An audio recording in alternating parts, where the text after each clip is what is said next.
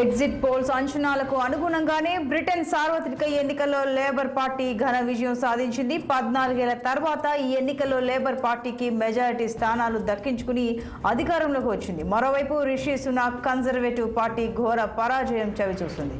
ఈ క్రమంలో రిషి సునాక్ ఎన్నికల్లో ఓటమిని అంగీకరించారు. లేబర్ పార్టీ నేత కీర్ స్టార్మర్కు ఫోన్ చేసి శుభాకాంక్షలు తెలిపారు రిషి సునాక్.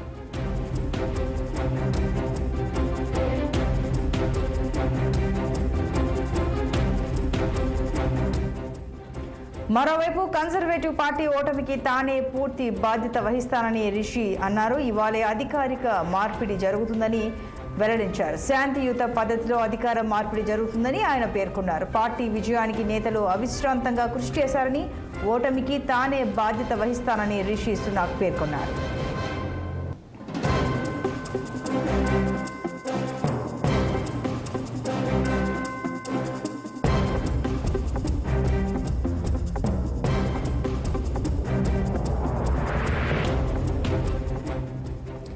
లేబర్ పార్టీ ప్రధాని అభ్యర్థి కీర్ స్టార్మర్ ఎక్స్ వేదికగా స్పందించారు. మార్పు చెందిన లేబర్ పార్టీపై నమ్మకం ఉంచిన కార్యకర్తలు, ఓటర్లకు ధన్యవాదాలు అని కీర్ రాసుకొచ్చారు.